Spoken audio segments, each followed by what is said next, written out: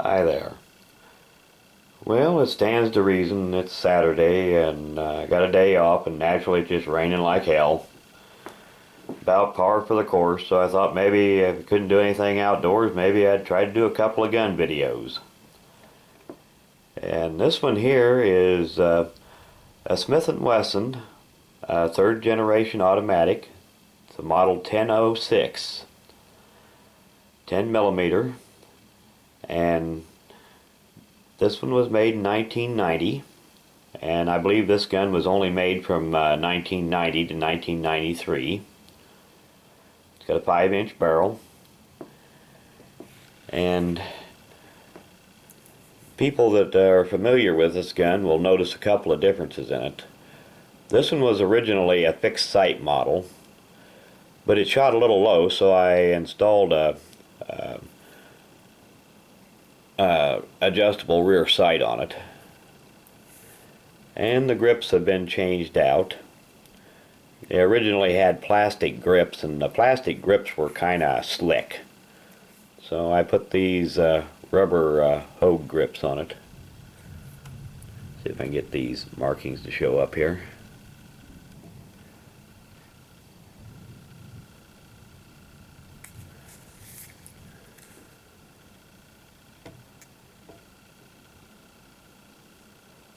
Now, Smith & Wesson made several different versions of this gun, and in 10 millimeter, the full size framed 10 millimeter. And 1006 is probably the most common, but even that one is not. They never made a lot of these. I think something like 26 or 27,000 of them. And they made several other versions of this, and not nearly as many of those. Of course, they made the 1076, which was a shorter barreled FBI version of this gun.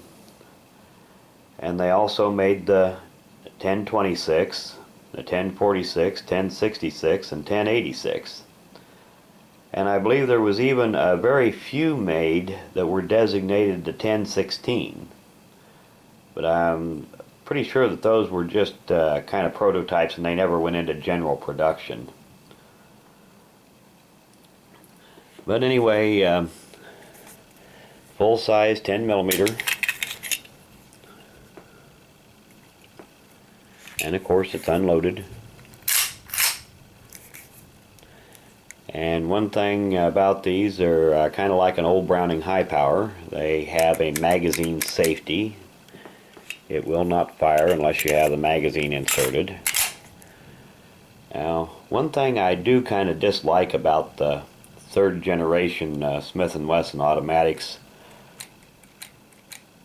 even on single action pull, the trigger is kind of sloppy, and it is fairly heavy for single action mode.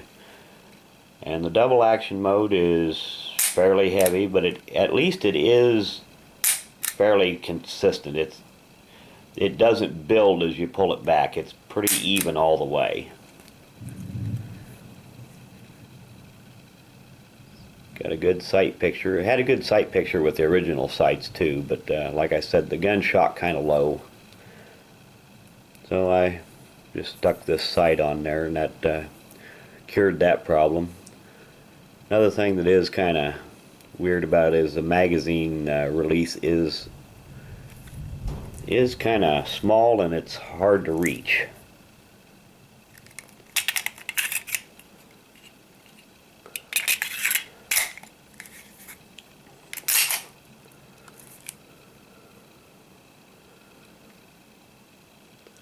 One thing that is good about it, though, they made the follower yellow or some color besides black, so it was easy to see that you can open it up and make sure that there's nothing in the magazine.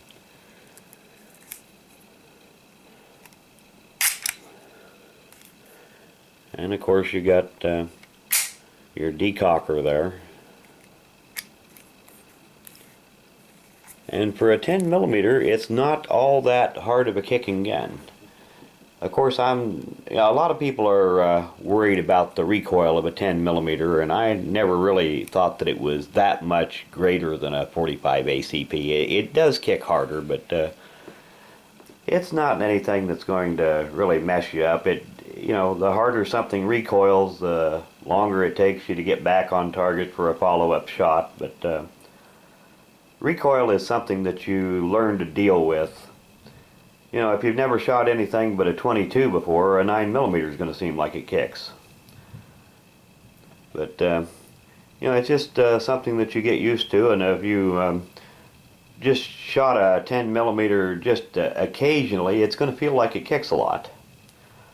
But after you've used one for a while, you hardly notice it being any greater recoil than a 45 ACP. But these Smith & Wesson automatics, like I said, there are a few things that I don't like about them, but they are a very well made gun, very solid, should last forever.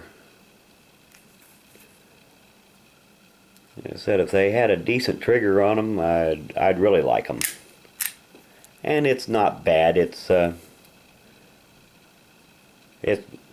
not any worse than pulling through kind of a heavy double action revolver trigger. It's just that on an automatic, I guess I'm spoiled. I expect something a little bit a little better. But they've been nicely polished. I don't know that there's really any serious need to have the front of the trigger guard checkered. I guess some people do hold them, like so, but that was never something that I did. And what they've done here on the front, I'm not sure some people like this kind of stuff, and some people don't care, and me, I'm one of them that just, it don't hurt anything, but I'm not sure it really helps anything. So. But it does fit in the hand fairly well. It does let you get up reasonably high in line with the barrel without the danger of the slide getting you.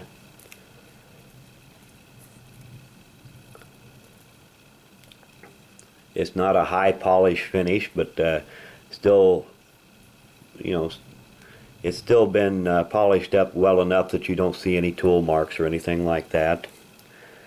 The gun functions flawlessly, and it will eat just about any kind of 10 millimeter ammunition without changing out a spring on it. I suppose if you got down to loads that were down to 40 Smith & Wesson level, you might have trouble with it, but just a very nice shooting gun, despite the little bit of like I said, the trigger pull still bothers me a little bit. I guess I really don't shoot this one enough to get used to it. But it does have advantages over some other 10 millimeters. One thing, I've got a Glock 20, and one thing that I always never liked about it was the fact that the barrel, you can't shoot lead bullets through it without leading up the barrel. Yeah, I know you can get aftermarket barrels for them, but hell, you shouldn't have to rebuild a new gun just to be able to use it. And I do like to use lead bullets in my reloads just for the simple reason that they're a lot cheaper than using jacketed. And lead bullets are, most of my shooting is just shooting at tin cans, paper targets, and you don't need a jacketed hollow point to shoot a hole in a paper plate. But anyway, like I said, it's kind of a rainy day out and can't get outside to do much, so I thought maybe I would just show off a couple of guns here, and this is a nice one. And like I said, the original grips were kind of a slick plastic, and if your hands were a little sweaty, it was kind of hard to hang on to it, but normally I would replace plastic grips with wood, but At the time, nobody seemed to make wood grips for this gun, so I settled for rubber ones, and they are easy to hang on to. And anyway, I'd like to do the end of video shout out here for a fairly new guy on YouTube. Calls himself ParasidicGeneration. And he does several different he's done several kinds of videos on there. Security videos, shooting videos, gun videos, and anyway, I'll put a link to his channel in the description of this video, and if you get a little free time, you might want to go and check out his channel. So, thanks for watching.